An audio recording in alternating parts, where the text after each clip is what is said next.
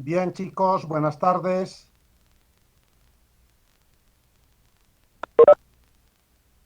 Buenas tardes, licenciado. Buenas tardes, licenciado. Bien, vamos a iniciar nuestra clase de hoy. Y esta mañana indebidamente les mandé un ejercicio. No es para ustedes, ha sido una equivocación. Era para intermedia. ¿Ya? Entonces, no lo tomen en cuenta. Entonces, veamos dónde hemos quedado. Recuerdo que habíamos visto ya la distribución de utilidades, las distintas formas.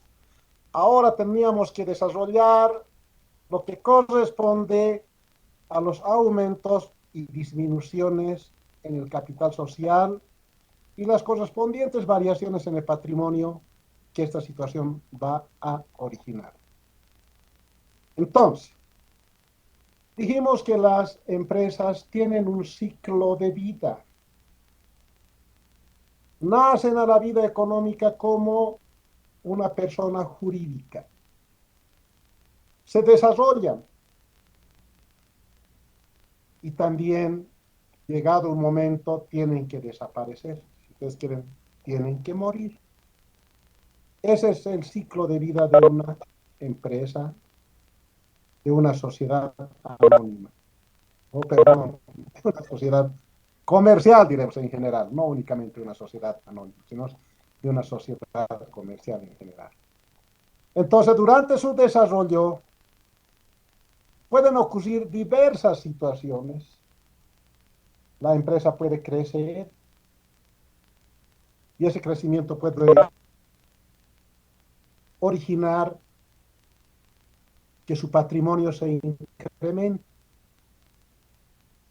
y al incrementarse su patrimonio, principalmente su capital social, va a tener efectos en la propia empresa. Si aumenta el capital social, automáticamente va a variar también su patrimonio con un incremento, ¿no? O en su defecto, al contrario, durante la vida,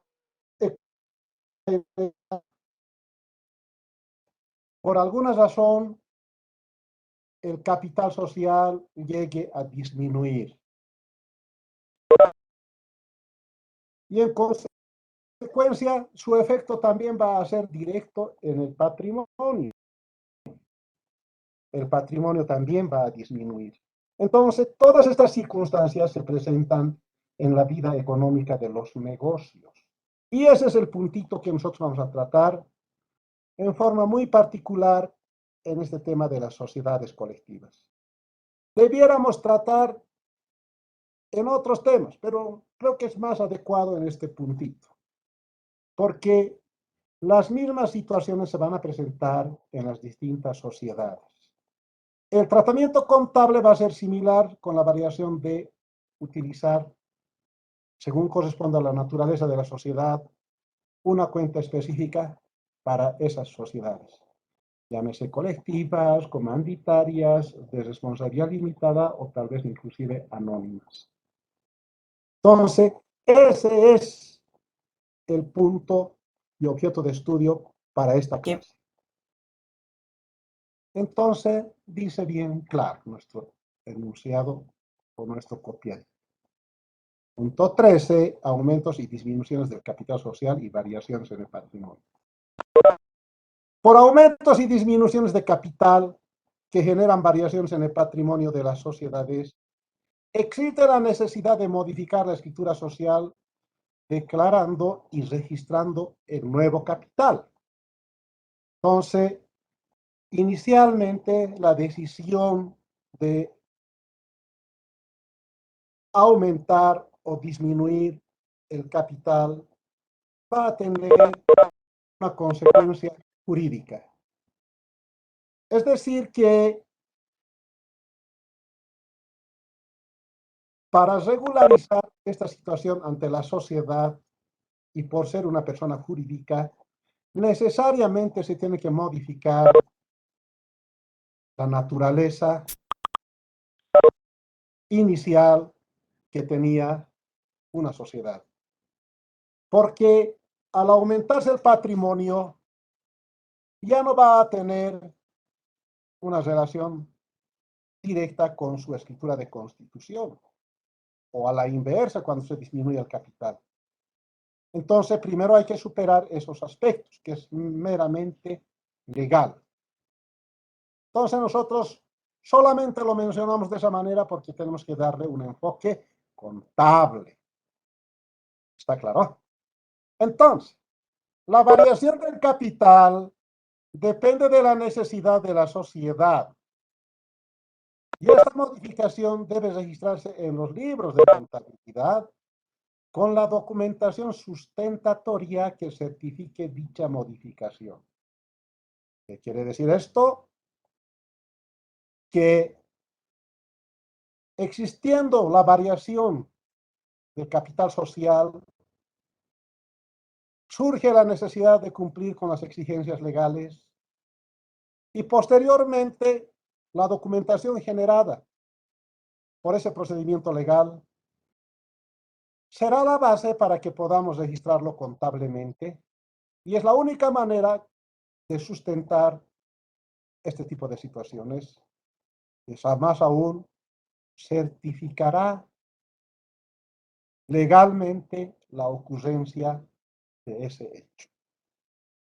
Entonces, como dijimos, las variaciones pueden traducirse de dos formas. Uno puede ser por un aumento o incremento en el capital social, o puede ser por la disminución o decremento del capital social. Entonces, eso es lo que vamos a estudiar hoy. El tema es amplio. Yo creo que vamos a tardar unas 3 clases. Pero, sin embargo, quiero que quede claro las bases para este procedimiento. Y es más aún, como les dije, en las otras sociedades se va a presentar también este tipo de movimientos y ya no va a ser complicado entenderlo. Ni tampoco va a ser complicado explicarlo para mí. Entonces, para ahorrarnos mucho trabajo, van a prestar atención a esta clase. ¿Ya? Entonces veamos la primera situación. Aumento o incremento en el capital social. Causas, o sea, ¿por qué puede haber un aumento en el capital social? Inciso A, por decisión de los socios, éramos 5. Vemos que nos va muy bien en el negocio, estamos bien en los negocios. Y vemos que hay exigencia de nuestros productos. Y no tenemos capital para afrontar como sociedad las exigencias de sus productos. Entonces, tenemos 2 alternativas de financiar un capital de trabajo. Uno es acudir a obtener un préstamo en las entidades financieras. Pero ustedes saben que las entidades financieras nos prestan siempre con una contraprestación que se denomina intereses. El interés puede ser alto o bajo, no vamos a discutir, solamente vamos a considerar que todo préstamo, y en este caso a ese préstamo se denomina capital ajeno para financiar las actividades operativas de la empresa, va a generar intereses. Entonces, esa es una alternativa, financiar con capital ajeno, préstamo. Bueno, la otra alternativa es que ese capital de trabajo necesario lo financian los propios socios o accionistas, con aportaciones voluntarias. ¿Está claro? Es decir, bueno, señores, ¿para qué vamos a acudir al banco si nosotros podemos financiar con ese capital de trabajo? Y nuestras ganancias van a ser mayores, nuestro capital mayor, no vamos a tener gastos por intereses y es mejor. Lo decidiremos, dicen. Ya en una asamblea deciden y aprueban. Entonces, a eso se refiere el inciso A cuando dice por decisión de los propios socios, en este caso, o acuerdo voluntario de los socios. Pueden tener su origen en nuevas aportaciones o aportaciones complementarias realizados por los mismos socios.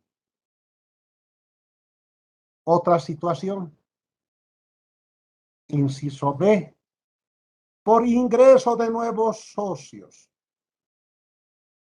Señores, somos 5, pero necesitamos más gente para que nuestra empresa ha crecido. Sería bueno contratar trabajadores, pero alguien dice, no, pero los trabajadores, que las obligaciones sociales, etcétera, etcétera, etcétera. Y otro socio propone, hay uno de nuestros clientes que quiere ser socio nuestro, o uno de nuestros proveedores quiere ser socio nuestro. O tal vez don Juan, que es amigo de todos nosotros, quiere ser nuestro socio, lo aceptaremos. Analizarán, pensarán, verán si es conveniente o no es conveniente la incorporación de un nuevo socio. Tal vez ellos no tienen capital adicional para aportar y no quieren obtener un préstamo porque el préstamo puede ser oneroso por las altas tasas de interés. Y entonces ven que hay la probabilidad de que ingrese don Juan como un nuevo socio. No van a pagar intereses, se va a incrementar el capital, va a tener más trabajo la empresa y él también van a ser ayudados los otros socios en la gestión empresarial por el nuevo socio. Entonces todos acuerdan, sí, que ingrese don Juan. Entonces puede ingresar un nuevo socio. Obviamente todo esto, ya sea por decisión voluntaria de los socios o por el ingreso de nuevos socios, va a generar algún tipo de debate, va a generar tomar decisiones respecto a responsabilidades, etc. Entonces, esas dos primeras formas por las cuales se puede incrementar el capital de una sociedad colectiva. El inciso C, pero antes de referirnos al inciso C, hay que recordar lo siguiente.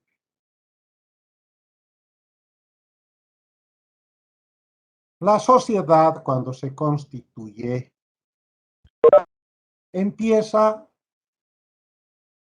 con un capital inicial. Ese capital inicial, producto de las operaciones o actividades de la empresa,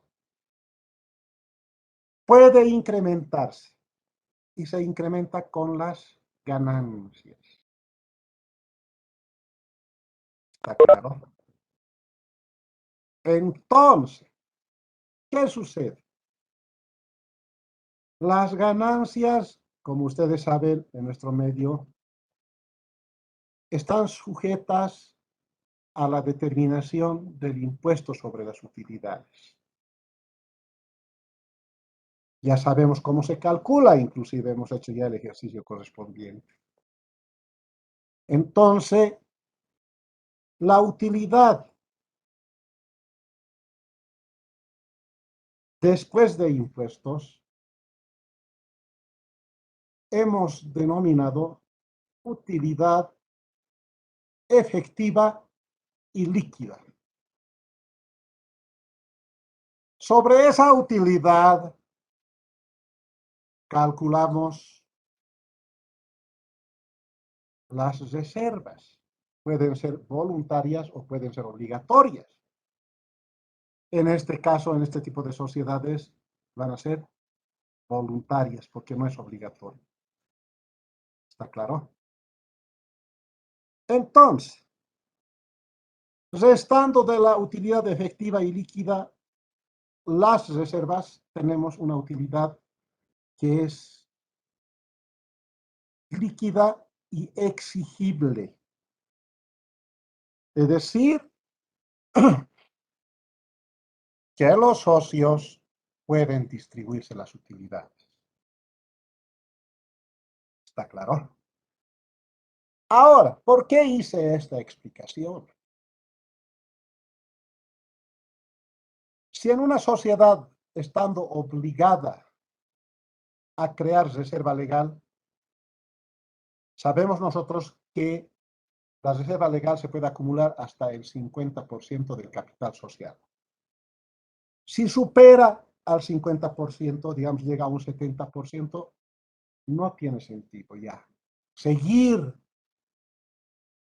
acumulando reservas.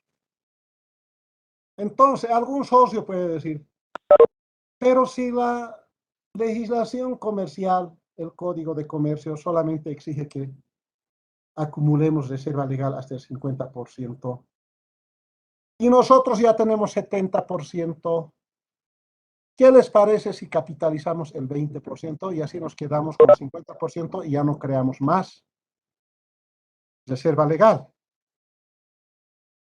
Los socios lo pensarán, dirán, creo que es factible. El 20% lo capitalizaremos. Entonces van a capitalizar el 20% de las reservas. Es decir, reserva legal o reserva voluntaria va a disminuir ese 20% y lo van a llevar a la cuenta capital.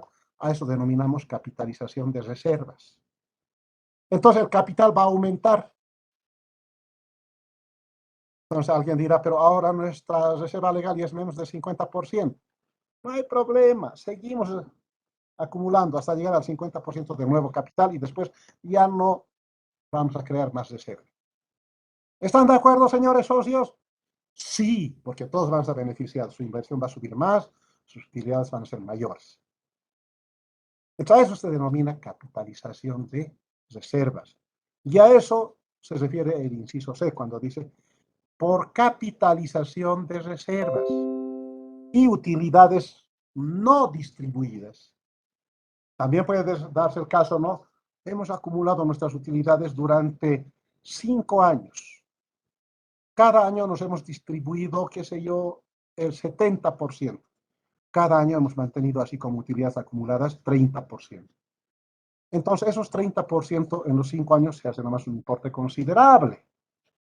Alguien dirá, ¿para qué vamos a acumular como utilidades no distribuidas o utilidades retenidas? ¿Para qué? Lo capitalizaremos. Los socios decidirán, sí, ¿cómo no? Claro, ellos pueden decidir. ¿Por qué? Como pueden apreciar, la utilidad es producto de su esfuerzo, de su capital invertido, que si no se ha distribuido es por alguna razón, tal vez por, qué sé yo, por ser prudentes, etcétera, ¿no? Y las reservas igual, cuando se exceden o las mismas reservas que quedan todavía, provienen de las utilidades, es de ellos. Las reservas solamente es un colchoncito financiero para hacer frente a situaciones adversas. ¿Está claro? Entonces eso implica que ellos pueden decidir la capitalización de reservas como las utilidades. ¿Está claro, chicos, estas 3 formas de incremento de capital social? ¿Sí o no? Sí, licenciado. Sí, licenciado. Muy bien. Entonces ahora veamos, pero antes de pasar a eso. Ustedes saben, hasta el año 2020 se ha llevado o se ha puesto en práctica la norma contable número 3. La famosa norma conocida como estados financieros a moneda constante. Y obviamente, para tener los estados financieros a moneda constante, se tenía que hacer las famosas actualizaciones. Esas actualizaciones en función a las UFBs de todos aquellos rubros no monetarios. Y los rubros no monetarios son aquellos componentes de los estados financieros que tienen un valor intrínseco, es decir, por dentro. En consecuencia, ese valor había que actualizar en aplicación de la norma contable número 3 con el nombre conocido como ajuste por inflación.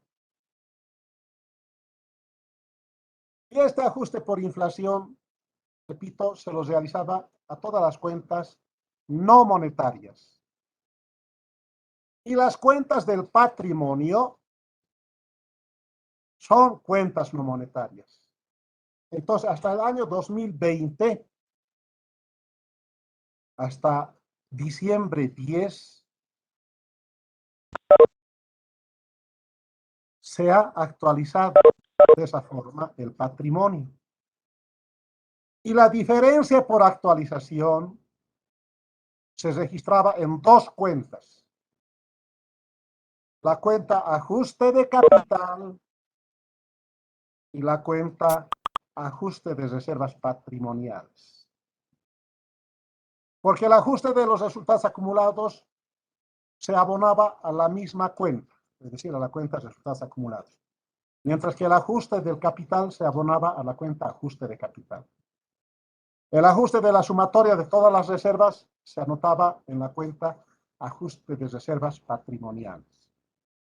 Eso, repito, hasta el año 2020, específicamente hasta el año, bueno, mejor dicho, hasta el 11 de diciembre, porque a partir de esa fecha se ha suspendido la vigencia de esa norma.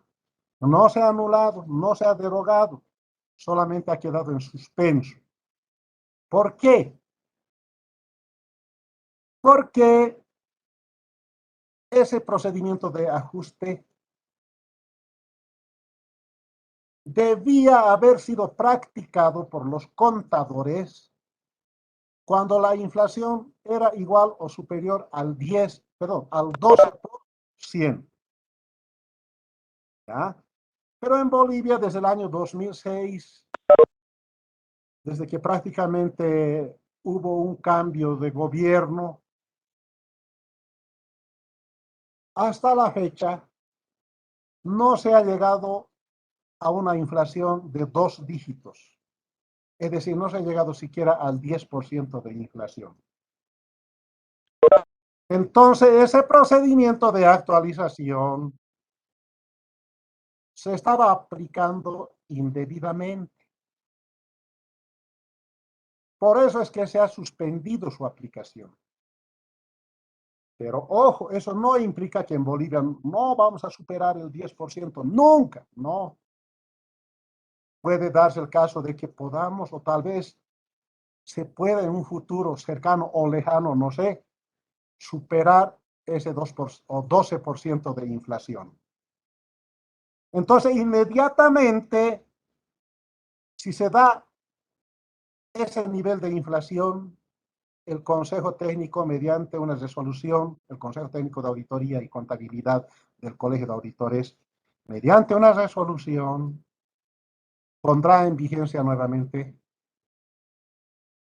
esa norma contable número 3. Es decir, que no sea eliminado, solamente sea suspendido. Ah, pero ojo, la norma contable número 3 sigue vigente. Lo único que se ha suspendido es la actualización por índices en función a las UFBs. Entonces, por esa situación, a partir de la gestión 21, esta gestión 20 y para adelante, mientras no suba el nivel de inflación, ya no se hace el ajuste por inflación y tenencia de bienes, chicos. ¿Está claro?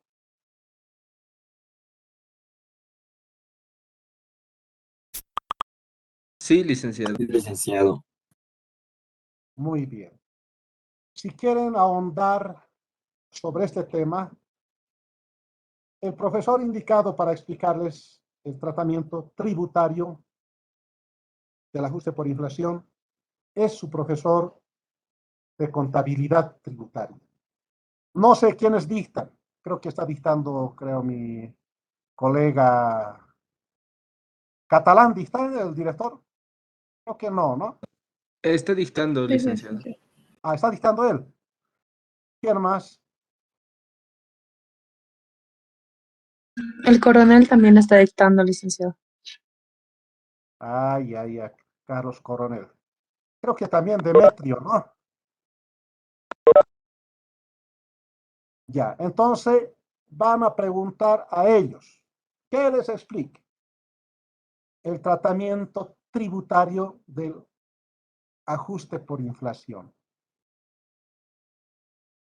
Solamente les diré que nosotros vamos a trabajar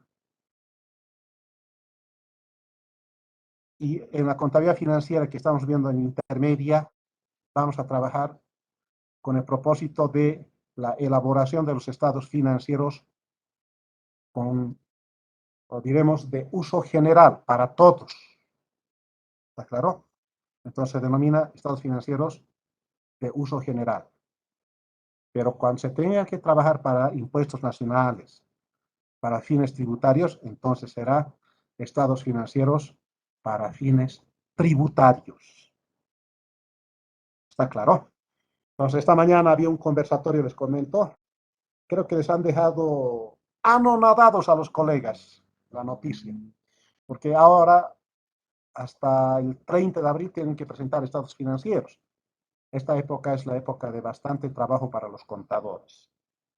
Entonces, la administración tributaria, a través de sus personeros, les ha informado de que tienen que preparar nomás los estados financieros con fines tributarios y eso es lo que tienen que mandar a través del CIAT o la oficina virtual. Bueno, hasta ahí les comento, ya están informados. Entonces, quieren ahondar en el tema, tener mayor conocimiento, ya saben a quién preguntar. Son capísimos esos nuestros profesores. Entonces, sigamos.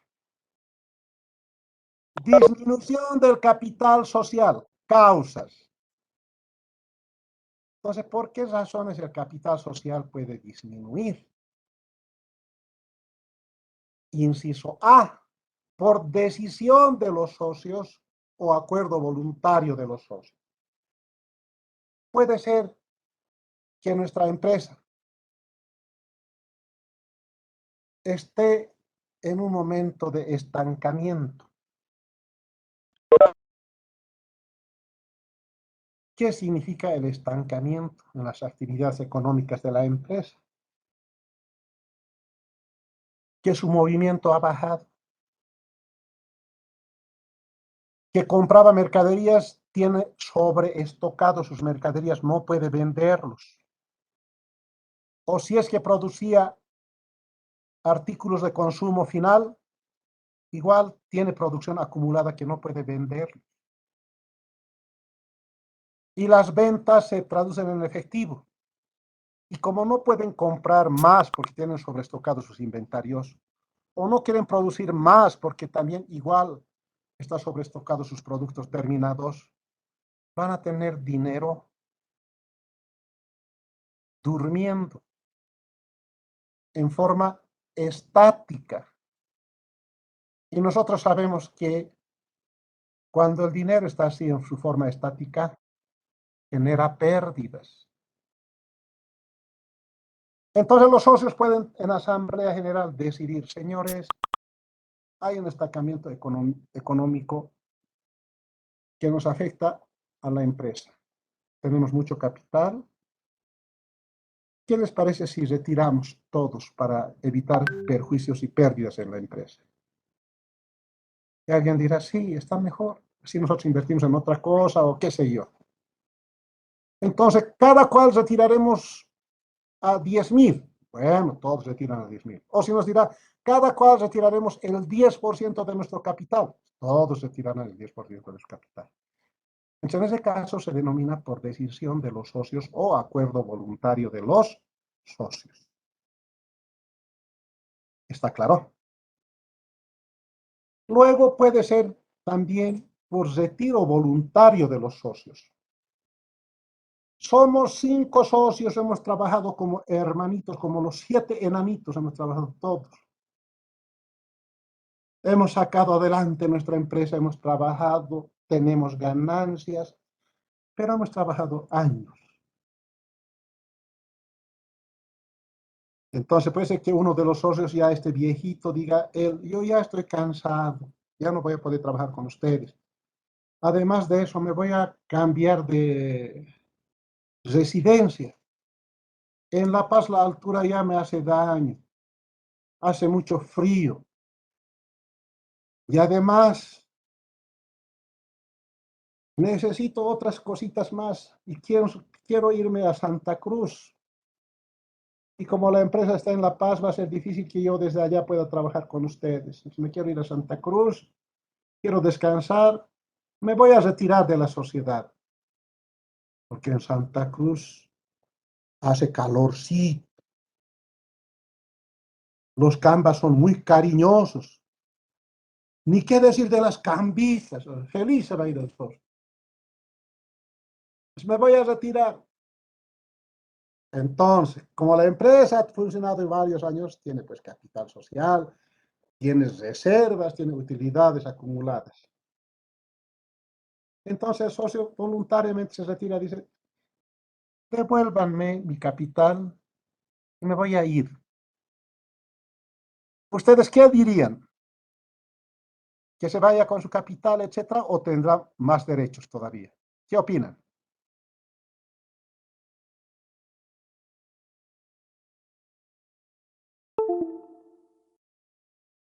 Ya pues, ¿Estás más derechos?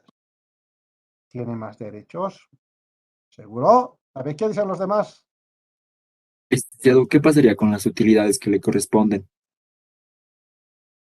A ver, ¿qué pasaría? ¿Qué harían ustedes? Tome su capital, señor viejito, hasta luego, así. Licenciado, también tendría que recoger la utilidad, por lo menos hasta donde estuvo. O sea, hay problemas, se dan cuenta. Entonces, el señor que se va a retirar no solamente tiene derecho sobre capital social, sino tiene derecho sobre todo el patrimonio. Entonces, ¿eso qué implica? Se va a retirar con su capital, una proporción respecto a su capital que le corresponde por las utilidades acumuladas, la misma proporción respecto a las reservas, etc. Ahora, ¿está claro?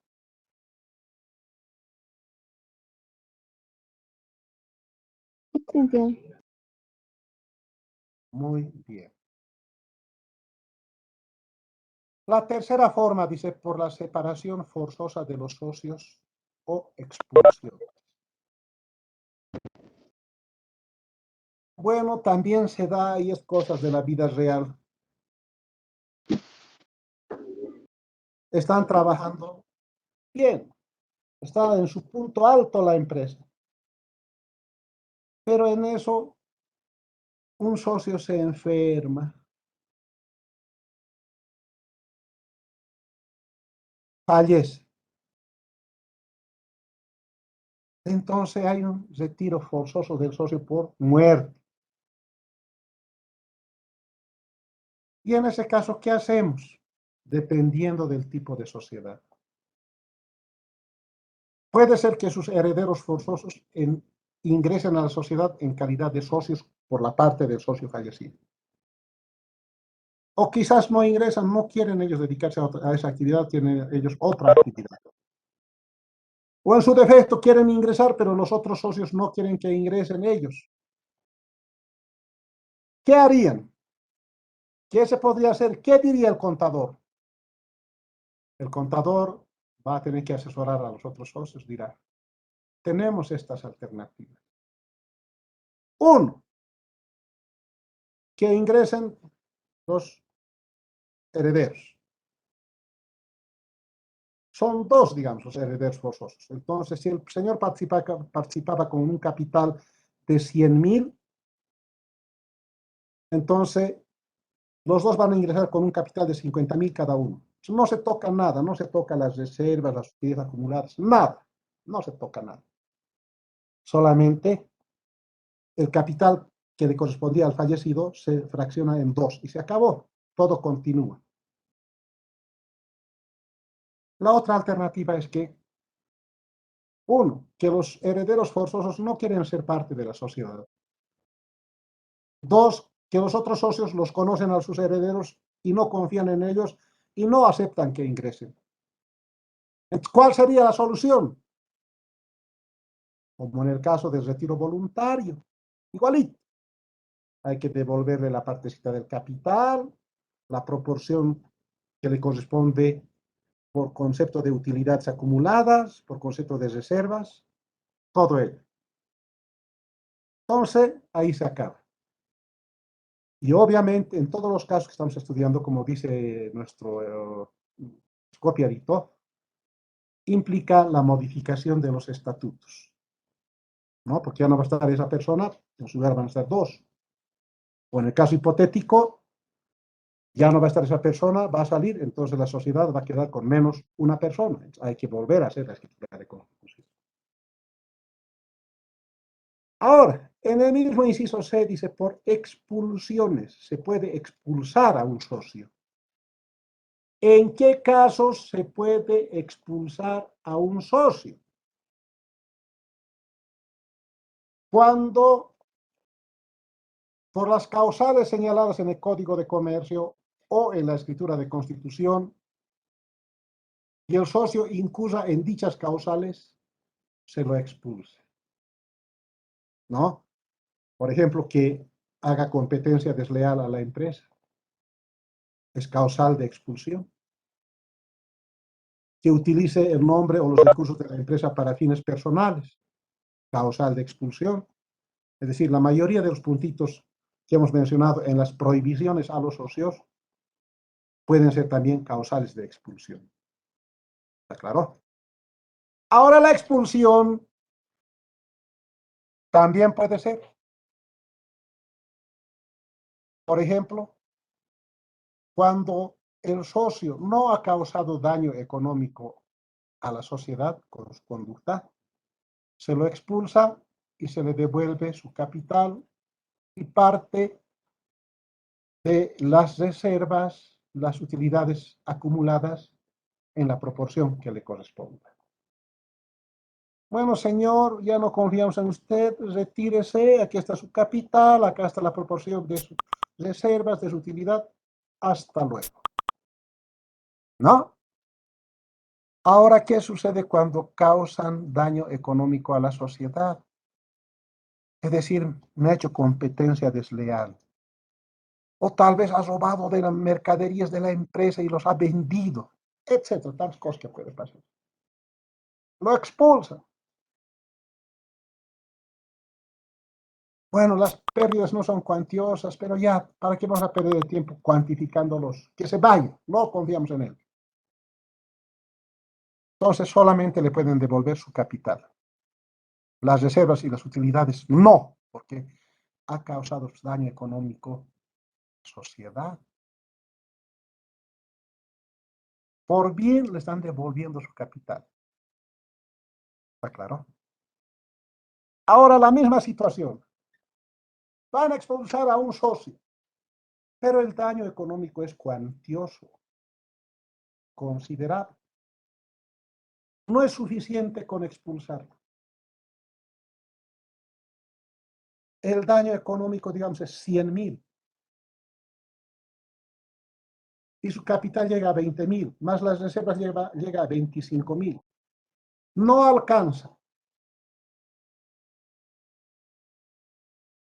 Me debe todavía 75.000. Entonces, en ese caso no le devuelvo nada. Más al contrario, le voy a hacer un proceso para que me pueda responder como empresa el saldo que falta, es decir, los 75.000. ¿Está claro? O puede darse el caso también. Expulsaremos a este señor, pero no le devolveremos su capital. Nos ha causado daño económico. Para eso les va a contratar, digamos, a uno de ustedes en calidad de auditor para determinar el daño económico. Entonces, el señor tiene su capital de 20.000 y sus parte proporcional de las reservas y utilidades 5.000. En total tiene derecho sobre 25.000. Entonces ustedes como auditores determinan el daño económico. El daño económico alcanza a 22.000, dirán. Entonces, de los 25.000 que tiene derecho, me descuento 23.000. Y 2.000, se lo preparo un cheque, váyase. Tómelo o déjelo, es su problema. Acá no hay reclamos. Entonces, esa es la situación que se podría presentar por la separación forzosa de los socios. ¿Está claro, chicos? Licenciado. Bien. Por último, dice por acumulación de pérdidas. Cuando las reservas no pueden cubrir las pérdidas acumuladas. Mi capital es de 100.000. Mis reservas es de 30.000. Pero tuve una pérdida de 50.000. ¿Qué hago? He acumulado durante 2, 3 años 50.000 de pérdidas. No he creado reservas en los últimos 3 años. A lo mucho lo he podido recuperar algo, pero no sirve para compensar los 50.000 que estaba gastando como pérdida. No, ¿cuánto era? 50.000 dijimos, ¿no? 50.000 como pérdida. Mis reservas solamente son 30.000. ¿Cuánto más me falta para cubrir la pérdida? 20.000. Entonces, alternativa 1. Los socios se reúnen en asamblea. Pueden acordar ellos, señores, tenemos que cubrir 20.000 más. Haremos una vaquita, como dicen normalmente, ¿no? Cubriremos los 20.000, aportaremos. Ya, dicen los socios, ya listo. Todos aportan lo que le corresponde en forma proporcional, ojo. El que tiene más, más, el que tiene menos, menos. Van a reunir los 20.000 y van a registrar efectivo en caja y bancos contra pérdidas acumuladas, 20.000. Desaparece la pérdida. La empresa puede seguir funcionando con su capital que no se ha tocado. ¿Está claro? La situación 2 es que los socios digan, aportaremos los 20.000. Uno dirá, aportaremos. Nosotros digan, no tenemos, no hay. Invitaremos a alguna persona que aporte como capital 20.000, pero tampoco hay a una empresa en pérdida. ¿Quién va a aportar? Ay, ¿no? Entonces ya no hay alternativa.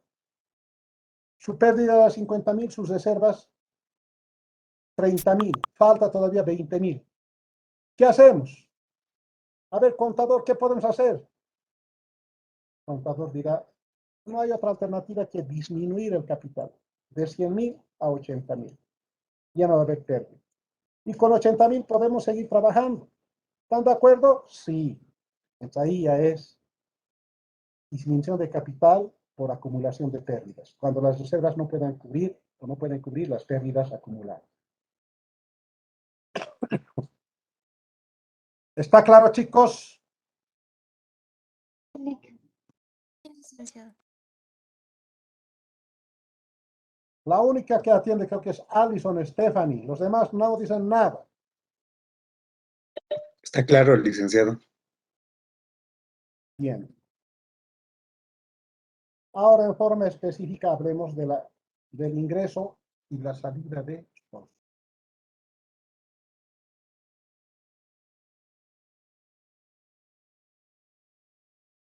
Bien. Específica decía para la sociedad colectiva. Las anteriores situaciones se van a presentar en cualquier tipo de sociedad. Por ejemplo, excepto en las sociedades anónimas, porque ahí ya no interesa la persona. Fuera de mi elemento. Creo que... ¿Está claro? Ahora, en forma específica, para las sociedades colectivas. Y dice, ¿no? Ingreso y salida de socios. Debido al carácter esencialmente personalista de la sociedad colectiva, las decisiones deben ser tomadas en común como un Lo acuerdo, siento, obviamente, estoy fuera de mi elemento. Creo por que los todos elementos los de aquí socios. te parecerán fabulosos. En este caso, el ingreso de nuevos socios, como también la cesión parcial o total del capital o el retiro de cualquier socio, significa la modificación del contrato social. Deberá contar con el consentimiento unánime de todos los socios, o sea, todos tienen que aprobar que ingrese un nuevo socio, eso quiere decir unánime, salvo estipulación expresa en la escritura de constitución. O sea, el Código de Comercio dice, tienen que aprobar todos, pero si en la escritura de constitución hemos puesto que el ingreso de socios se va a aceptar con el 2/3 de aprobación de los socios, entonces corre y vale. ¿Está claro? Entonces, hay esa excepción. Si está escrito en el contrato de sociedad, está contemplado en la escritura de constitución. La responsabilidad de los socios retirados continúa vigente hasta el momento en que su alejamiento de la sociedad se inscriba en el registro de comercio. La responsabilidad de un socio retirado hay que inscribirlo en el registro de comercio.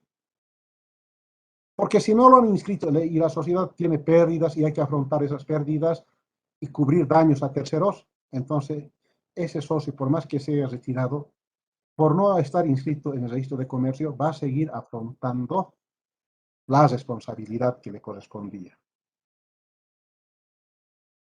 Ahora, cuando en una sociedad colectiva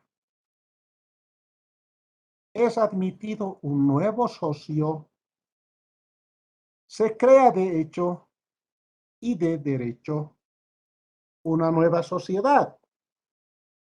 La creación de la nueva sociedad disuelve automáticamente la anterior.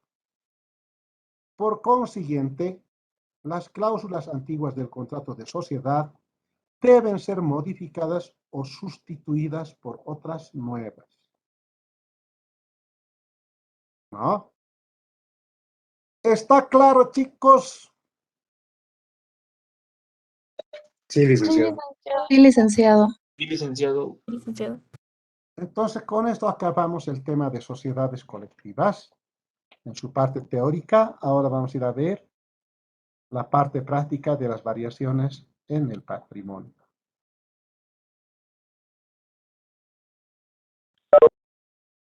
Está en el punto 15.3.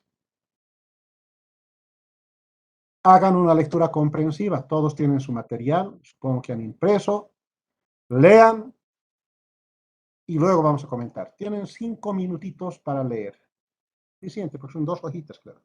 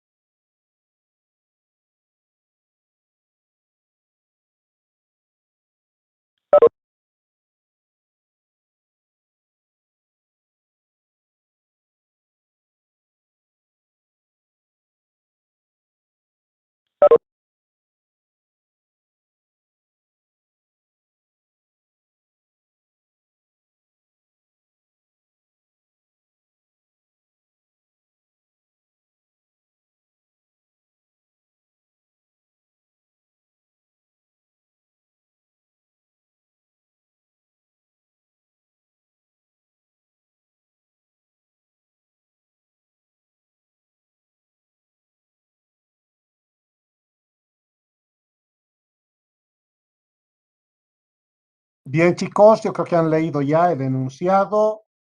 Vamos a pasar directamente ahora a resolver el caso. Estamos a poco tiempo de concluir nuestra sesión, pero vamos a hacer lo siguiente. Tenemos acá el enunciado. Considerando el patrimonio de la empresa comercial Almacenes La Estrella de Cano y compañía, efectúe los cálculos necesarios relacionados a las variaciones en el mismo, según los casos descritos en los incisos. Entonces, ¿eso qué implica? Que para resolver estos casos hay que leer los incisos que están en la parte inferior, ¿no? Donde dice nota para abajo. A, B, C, son diferentes casos. ¿Sabe cuántos casos son? Son varios casos que están relacionados con el movimiento del patrimonio. ¿Está claro? Cada caso es independiente uno del otro, pero tenemos que trabajar primero, antes de hacer cada caso, vamos a trabajar con este patrimonio que tenemos. Por ejemplo, indicábamos, un socio muere, fallece, ¿cuánto le corresponde? ¿Solamente capital? Si fuera el socio Arce, ¿tendría que derecho solamente al capital de 55.000? Dijeron que no, porque también tiene en reservas otros importes y en resultados acumulados igual tiene otros importes. Va a ser parte de estos 55.000 más parte de todas estas otras cuentas relacionadas a reservas. ¿Está claro?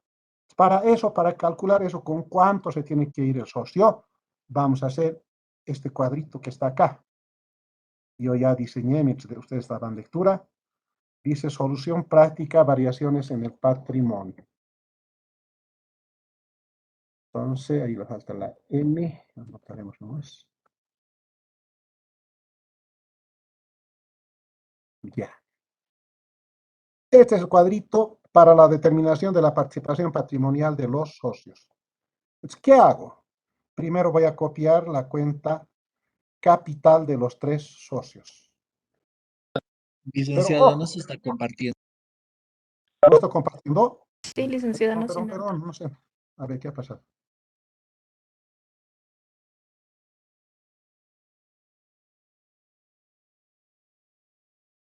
Sí, me olvidé compartir. Ahora pueden apreciarlo, ¿no?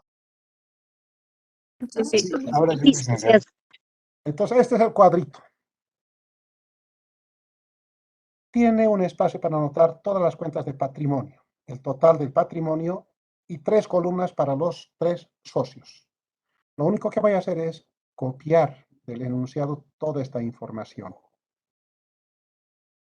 ¿Está claro? Entonces, diré capital social colectivo. O sea, no voy a colocar los nombres capital colectivo socio tantos, no. Voy a sumarlo y voy a anotarlo en la cuenta capital social colectivo. Arce, ¿cuánto tiene? 55.687.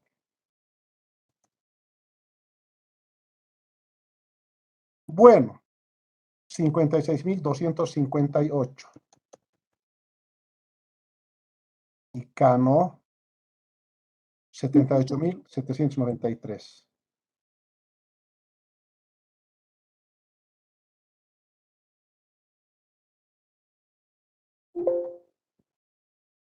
¿Qué pasó? Bueno, se ha desactivado mi bloqueador de números. Ya, otra vez. 78.793.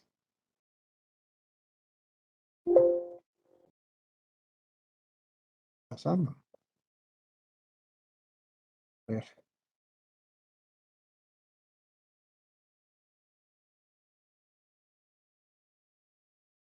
Ah, ahora está bien. 78.793. Entonces he copiado el capital de las 3 personas. Entonces, ¿cuánto me suma todo ello?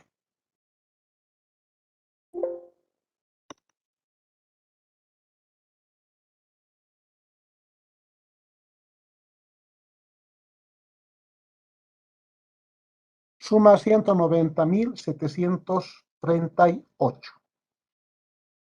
Luego voy a copiar los otros componentes del patrimonio. Ajuste de capital, reserva por revalúos, reserva voluntaria, ajuste de reservas.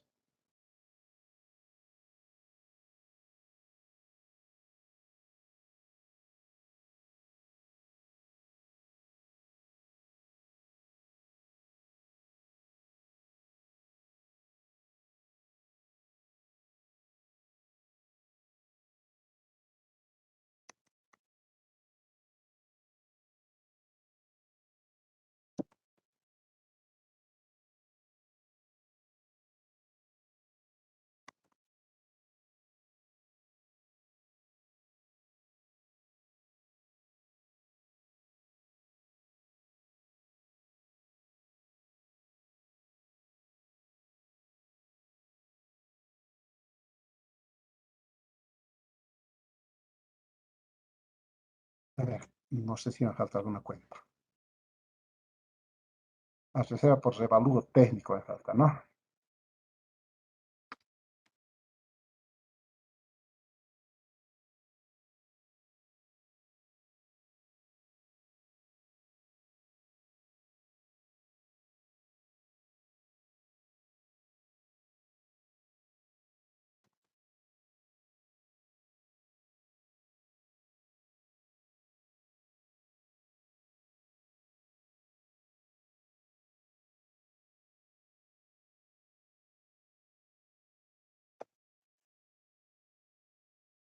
Ya, creo que están todos. Ahora copiaré los importes. Ajuste de capital 35.596.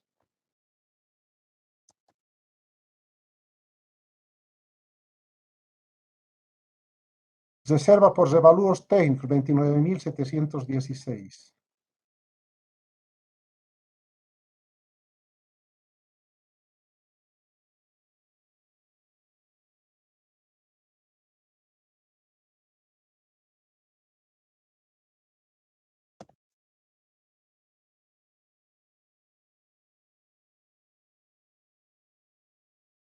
Reserva voluntaria 49.846.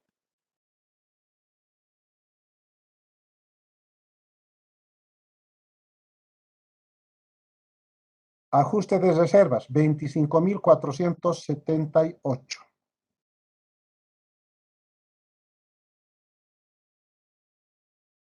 Resultados acumulados 63.182.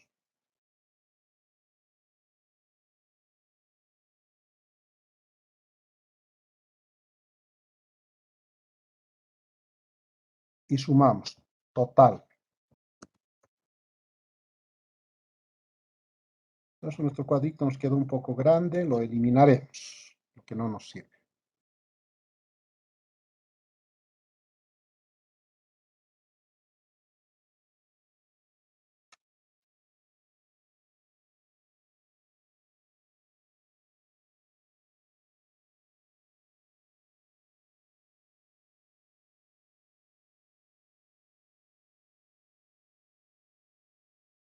Este es mi cuadrito.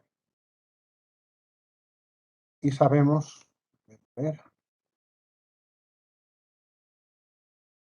que la suma del cuadrito tiene que igualar con el total, 394.556. 594.553, a ver qué pasa, ¿cuánto era acá? En el 56. ¿Dónde está la diferencia? 25.475 es de ajuste de reservas patrimoniales, Lic. Está 478 y es 475. Ya. Ahora está bien, ¿no? Entonces, ya sabemos hacer proporciones. Voy a copiar la fórmula de las proporciones. Y diré,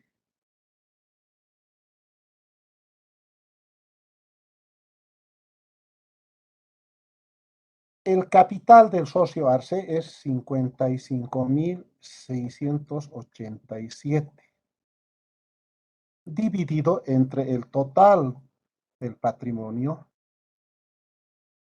394.553. Cerramos paréntesis y multiplicamos por... pero ojo, estoy haciendo mal. Les explicaré primero. Pues vamos a ver. Este total patrimonio está conformado por el capital social colectivo, que es la suma de los capitales. Hasta ahí está claro, ¿no? Estos importes pertenecen a todos. Lo que tengo que hacer es calcular para cada uno de ellos cuánto les corresponde de estos 35.596, de estos 29.000. Entonces, acá está planteado como una regla de 3, ¿no? ¿Qué cosa tengo que averiguar? Ahí está la X, eso tengo que averiguar, ¿no? Operaciones cruzadas, ¿cómo va a ser? Va a ser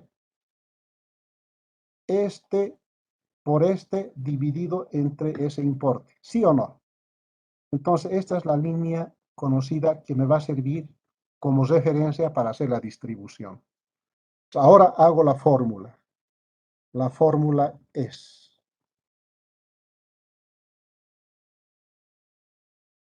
55.687 dividido entre este importe, va a ser, porque estamos planteando con regla de 3.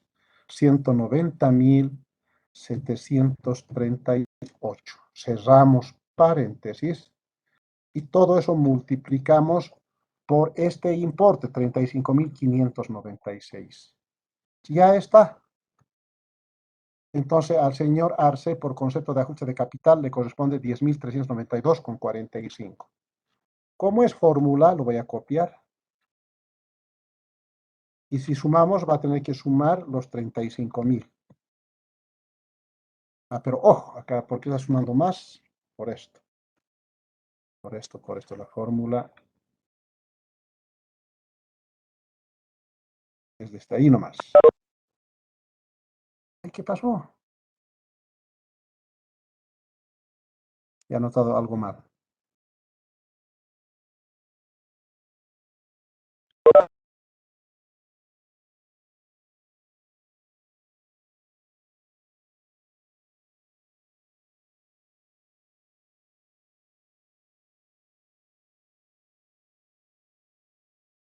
¿Por qué me ha salido mal, chicos?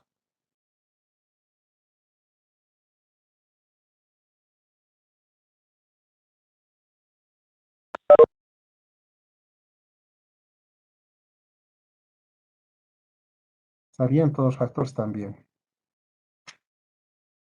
A ver, otra vez.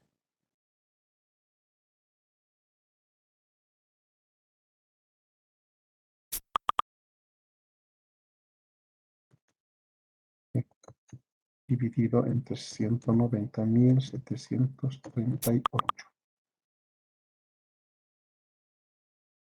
por 35.000 tiene que ser. Está bien, ¿por qué me ha salido mal?